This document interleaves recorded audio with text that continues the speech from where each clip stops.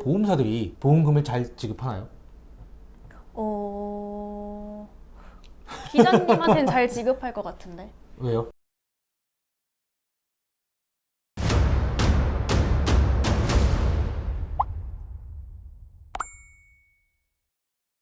안녕하세요. 보험 전문 기자 김승동 기자입니다. 안녕하세요. 소사무의 양민희입니다. 보험에 가입하고 보험 사고가 터져서 보험금을 받아야 되잖아요. 근데 보험사들이 조금이라도 덜 지급하기 위해서, 왜냐면 보험금을 지급을 덜 해야지 보험사가 더 많은 이윤을 남기니까, 가입할 때는 간쓸게 다 빼줄 것처럼 하면서 보험금 지급할 때는 굉장히 많은 것들을 따지더라, 이런 시각이 되게 많거든요. 그래서 보험금을 청구하고 나서 보험금 지급했습니다 라고 하면은 전화로 연락이 안 오겠죠. 그렇죠. 대부분 문자로 보험금이 지급됐습니다 라고 오고 끝이죠. 근데 전화가 오기 시작하면 전화를 받아야 되나 말아야 되는가 고민이고, 그쪽에서 이런저런 서류들에 대해서 사인을 해달라, 이거 동의해달라 라고 요청 오는 것들이 꽤나 많다고 알고 있어요. 근데 어떤 것들은 동의를 하지 않으면 보험금 지급을 할 수가 없다라고 되어 있는 것도 있고, 그렇지 않은데 절대 사인하지 말라고 강조하는 것들도 있고, 이 서류 정도는 동의를 해도 된다라는 것들도 있는 걸로 알고 있어요. 보험금을 청구했고 보험금 지급 여부를 따지기 위해서 현장 조사를 온다고 했을 때 어떻게 해야 되는지 좀 말씀 좀 해주시겠어요?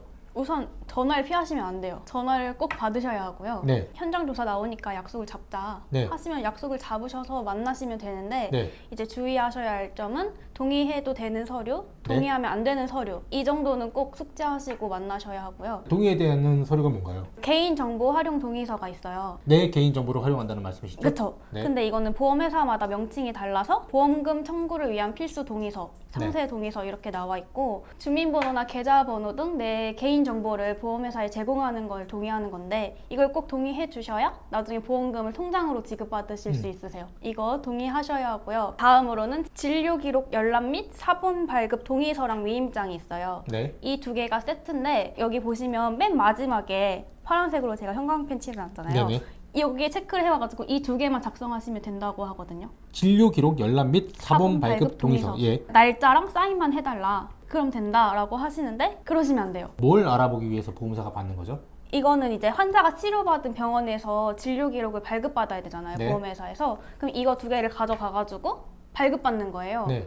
근데 그 위에 보시면 의료기관 명칭, 진료기간, 발급 사유, 발급 범위를 내가 비워놨잖아요. 네. 그럼 담당자가 자기가 원하는 병원에 가서 내 진료 기록 마음대로 설정을 해가지고 다 발급받을 수 있는 거예요. 수년 전에 한번 기사를 작성했던 적이 있는데, 네. 어떤 보험사가 송사님 말씀처럼 진료기록 열람 및 사본 발급 동의서에 빈칸으로 개인 사인만 해달라 네. 라고 가져왔었고, 이걸 문제 삼아서 저한테 연락이 왔었고, 제가 이거는 말이 안 된다, 보험사의 위탁 손해사정사였죠, 횡포를 한 거다라고 기사를 쓴 적이 있거든요. 네. 자세히 꼼꼼하게, 병원의 경우에는 경유한 병원이랑 진단받은 병원 정도, 내가 환자가 다녔던 네. 병원을 말씀하시는 거군요. 네, 그 정도 적으시면 되고, 진료 기간은 본인이 더 잘 아시니까 네. 언제부터 언제까지의 기간 적으시면 되고, 발급 사유랑 발급 범위는 여러 가지잖아요. 뭐 수술 기록지, 경과 기록지, 간호 기록지, 영상 CD, 판독지 많은데 잘 모르시니까 네. 물어보셔서 적으시면 돼요. 보험사 쪽에서 네. 나온 사람한테 물어본다는 거죠? 어떤 게 필요한지. 보험 가입자가 작성을 하고 나서 그거에만 사인을 하면 되는 거군요. 그렇죠. 이렇게 하나하나 다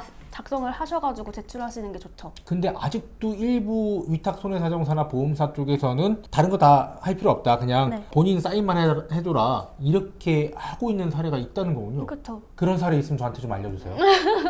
이건 나쁜 행위거든요. 그렇죠. 근데 보통 다들 그러시니까.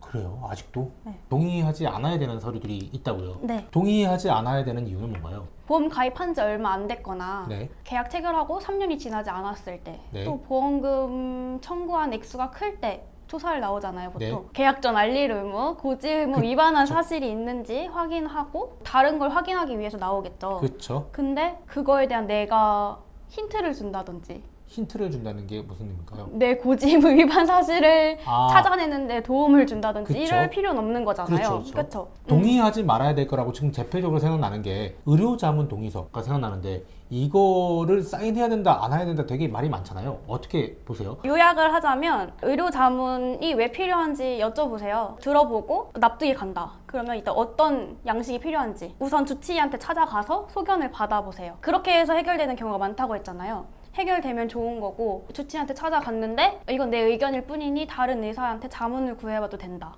혹은 나 소견 거부하겠다 아니면은 명확하지 않은 소견이다 하시면 찾으실 수 있어요. 의료 자문을 받을 수 있는 병원을 제3의 병원을 찾으셔서 거기에서 의료 자문을 받으셔도 됩니다. 동의는 하긴 해야 되는데 어떤 조건들을 가지고 동의를 해야 된다는 말씀이시죠? 동의하기 전에 주치의 소견으로 끝나는 경우에는 하지 않아도 되는 거죠. 그렇죠. 네. 그리고 또 사인하지 말아야 될 또 서류가 뭔가요? 이제 고지 의무 편에서 말했던 네. 건강보험 요양급여 내역서가 있어요. 네. 거기에는 뭐가 담겨 있다 했죠? 5년 동안 내가 들렸던 검사를 받았던 병원의 저의 건강 상태들이 전부 다 포함되어 있겠죠? 5년치 뭐 병원 이름, 진단명, 진단 코드, 뭐 입원 내역이나 치료 금액이 다 적혀 있어요. 네. 근데 그걸 내가 제출했어요. 그러면 이제 보험회사에서 조사가 시작되지 않을까요? 그렇죠. 보험사는 굉장히 편하게 조사가 되겠죠? 근데 이렇게 말을 해요. 보험약관에 보험금 지급 사유와 관련해가지고 서류 제공의 의무가 있다. 그쵸. 이거 발급받아서 제출해달라. 안 그럼 보험금 지급이 어렵다라고 말씀을 하시는데 항상 그렇게 압박을 하죠. 그쵸. 보험가입자한테. 그럼 이제 저희는 약관을 살펴봐야죠. 약관을 보시면 줄을 그어놨잖아요.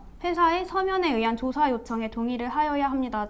되어 있죠. 네. 서면에 의한 조사 요청이잖아요. 네네. 근데 이거는 발급받아서 달라고 하는 거잖아요. 이 사람이 이거를 발급받기 위해서 나한테 동의서랑 위임장을 써달라고 하는 게 아니라 직접 발급받아서 제출해달라고 얘기를 해요. 그렇죠. 보험사가 이미 서면으로 가져와서 사인만 해달라는 게 아니라 네. 이 서면을 받기 위해서 보험 가입자한테 동의를 해달라고 네. 하는 거네요. 보험회사에서 이거 작성해주면 내가 가가지고 직접 떼겠다 이런 거잖아요. 네. 근데 이거는 보험회사에서 못 발급받아요. 네. 발급받지 못해요. 여기를 가서 발급을 한다 해도 보험사에 제출한다고 하면 발급해주지 않으려고 해요. 건강보험공단에도 말씀하시는 건가요? 네. 왜 건강보험공단도 보험사의 제출용이라고 하면은 발급을 꺼려하는 건가요? 그만큼 민감한 정보이고 이걸 제출해서 불이익이 있으면 너가 알아서 감당해라. 건보공단이 그렇게 얘기하는 거군요. 그렇죠. 네. 보험사 입장에서 특정 보험 가입자의 건강보험 요양급여 내역서를 볼 경우에 그 사람의 건강 상태라든가 질병이라든가 이런 것들을 전부 다 볼 수 있으니 그렇죠. 그 중에서 어떤 거에 대해서 이거 고지의무 위반이야 혹은 너 옛날에 이런 질병이 있었는데 이걸 제대로 알리지 않았어 그리고 이게 악화돼서 그래 기왕증이 있어 뭐 이런 것들로 해서 보험금을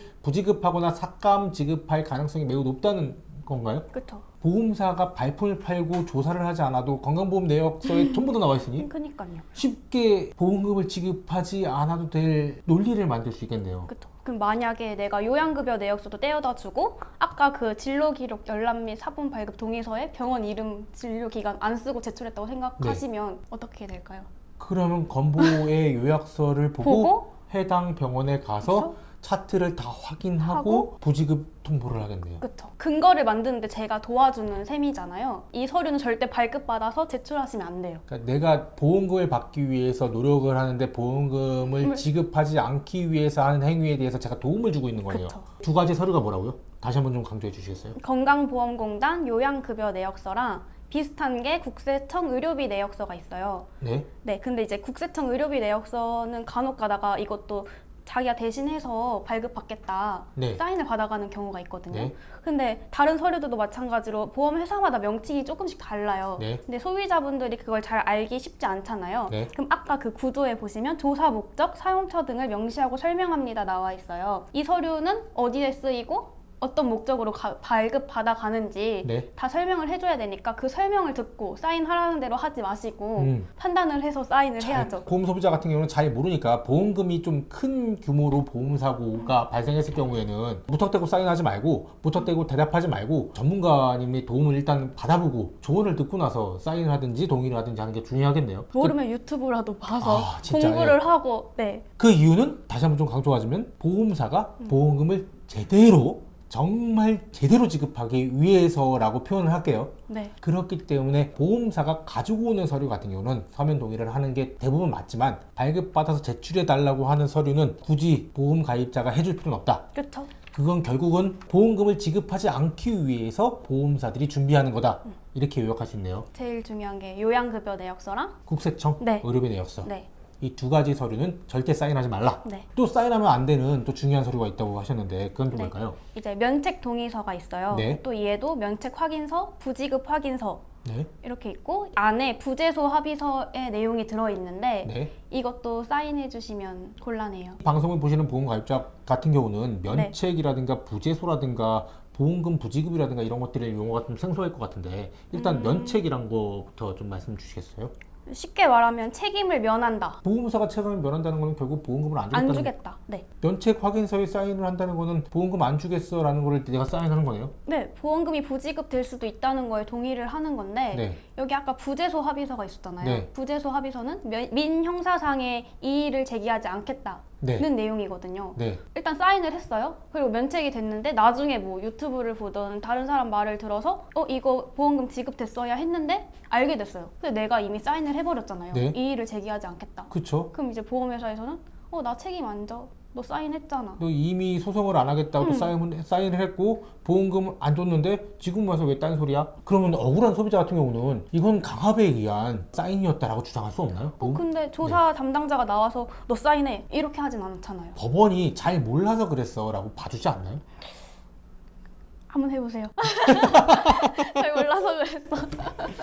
면책 동의서, 소를 제의하지 않겠어 네. 라고 하는 확인서, 이 두 가지도 사인하면 안 된다는 거죠. 또 하나 궁금한 게 있는데 예전에 약관에서는 보험금을 받을 수 있는 횟수를 정하지 않은 약관이 되게 많았어요. 수술을 받으면은 최근에 가입하는 보험 같은 경우에는 연에 몇 회까지만 보험금을 지급하겠어 뭐 이런 것들이 약관에 들어가 있는데 과거의 보험 같은 경우는 수술을 받으면 무조건 보험금을 지급할게 라고 되어 있는 약관들이 되게 많거든요. 그런데 의료기술이 발달하다 보니까 의료기구를 동원해서 살이나 뭐 이렇게 피부를 절개하지 않고 체외에서 시술하는 게 되게 많거든요. 수술이라고 포함되는데 많게는 수십 번 해야 되는 수술도 많아요. 이럴 경우에 보험사는 이번만 보험금을 지급할게 라고 동의서를 받고 보험금을 지급하는 경우도 있거든요. 이럴 경우에 그 동의서에 사인을 해야 되나요? 만약 이걸 사인하지 않으면 보험사는 보험금을 지급할 수 없어 라고 막 압박하거든요. 사실 말이 안 되는 거죠. 네. 그 몇 회만 줄 거였으면 거기다 기재를 하거나. 약관에 그렇게 나와 있어야 네. 되는 거죠 이미.